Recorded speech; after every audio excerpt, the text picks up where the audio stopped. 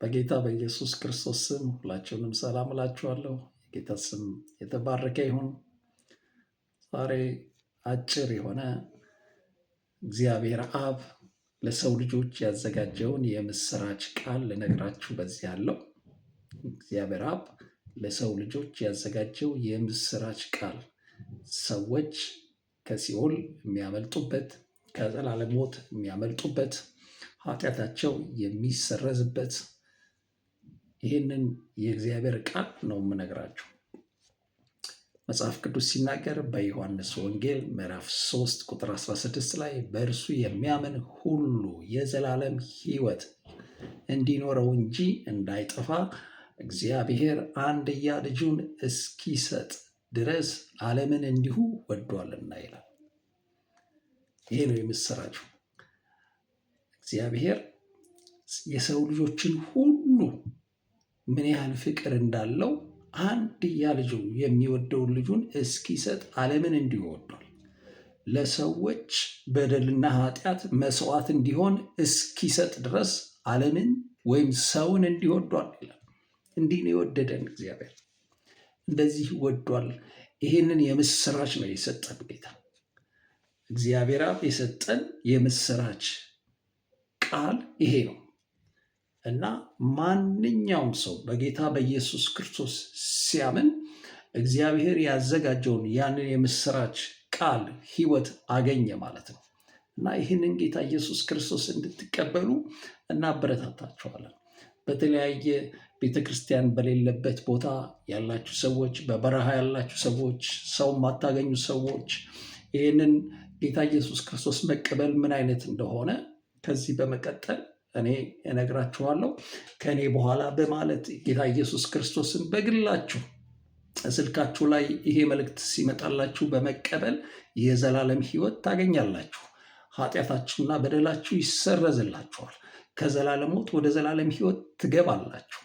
ይህንን የምስራች እግዚአብሔር አብ ለሰው ልጆች ያዘጋጀው የምስራች ጌታ ኢየሱስ ክርስቶስ ነው። እሱም በማመን የሚገኝ ሕይወት ነው። የዮሐንስ ወንጌል ምዕራፍ 5 ላይ ቁጥር 24 ላይ እንዲህ ይላል፣ ቃሌን የሚሰማ የላከኝንም የሚያምን የዘላለም ሕይወት አለው፣ ከሞት ወደ ሕይወት ተሻገረ እንጂ ወደ ፍርድ አይመጣም ይላል። ተመልከቱ፣ ከዘላለም ሞት ወደ ዘላለም ሕይወት ይሻገራል በጌታ በኢየሱስ ክርስቶስ ሰው ሲያምን። እሱ ብቻ አይደለም፣ ከፍርድ ያመልጣል ይላል፣ አይፈረድበትም ይላል። እና ይህን ጌታ ኢየሱስ ክርስቶስ ነው ዛሬ የምስራች እግዚአብሔር አብ ያዘጋጀውን የምስራች ቃል የምነግራችሁ እና ይህንን ከኔ በኋላ በማለት ጌታ ኢየሱስ ክርስቶስን በመቀበል ከሲኦል በዚሁ ሰዓት ማምለጥ ትችላላችሁ። ከዘላለም ሞት ወደ ዘላለም ሕይወት መግባት ትችላላችሁ። የዘላለም ሕይወት ማግኘት ትችላላችሁ። ስለዚህ ይሄን የምለውን ቃል ከኔ በኋላ ትላላችሁ። ጌታ ኢየሱስ ክርስቶስ ይባርካችሁ። ይህንንም የምለውን ነገር ለሌሎች ሰዎች እንድታካፍሏቸው ጌታ ኢየሱስ ክርስቶስ እንዲቀበሉ ለምትፈልጉ ሰዎች ሁሉ በመላክ ሰዎች ይህንን ጸሎት አድርገው የዘላለም ሕይወት እንዲያገኙ እንድታበረቷቻቸው፣ ይህንን የእግዚአብሔር ሕይወት ያላችሁ ሰዎች፣ ጌታ ኢየሱስ ክርስቶስ ያላችሁ ሰዎች ይህንን ደግሞ ለሌሎች ሰዎች እንድታካፍሉ አበረታታችኋለሁ። ኢየሱስ ክርስቶስ ጌታ ነው። አሁን ከኔ በኋላ ይህንን ጸሎት በእምነት በማለት ሰው የዘላለም ሕይወት ያገኛል። ኢየሱስ ክርስቶስ ጌታ ነው እና ይህን ጌታ ኢየሱስ ክርስቶስ መቀበል ለምትፈልጉ ሰዎች አሁን እኔ የምለውን በማለት ከኔ ጋር አብራችሁን ጸሎት ትጸልያላችሁ። ጌታ ኢየሱስ ክርስቶስ ሆይ አመሰግንሃለሁ፣ አከብረሃለሁ። ጌታ ኢየሱስ ሆይ ወደ ልቤ ግባ፣ ያንተ ልጅ አድርገኝ፣ በደሌን ኃጢአቴን ይቅር በል። ጌታ ሆይ ልጅህ አድርገኝ። ሰይጣንን ክጃለሁ፣ ዓለምን ክጃለሁ። ኃጢአቴን ይቅር በለኝ በጌታ በኢየሱስ ክርስቶስ ስም አሜን። ጌታ ኢየሱስ ይባርካችሁ። ይህን ጸሎት በማለት በእምነት ጌታ ኢየሱስ ክርስቶስን መቀበል ማለት ይህንን ጸሎት በማድረግ የዘላለም ሕይወት ታገኛላችሁ። የእግዚአብሔር ሰላም ወደ ሕይወታችሁ ይገባል። ይህን ጌታ ኢየሱስ ክርስቶስ ከተቀበላችሁ ቀን ጀምሮ የዘላለም ሕይወት አግኝታችኋል።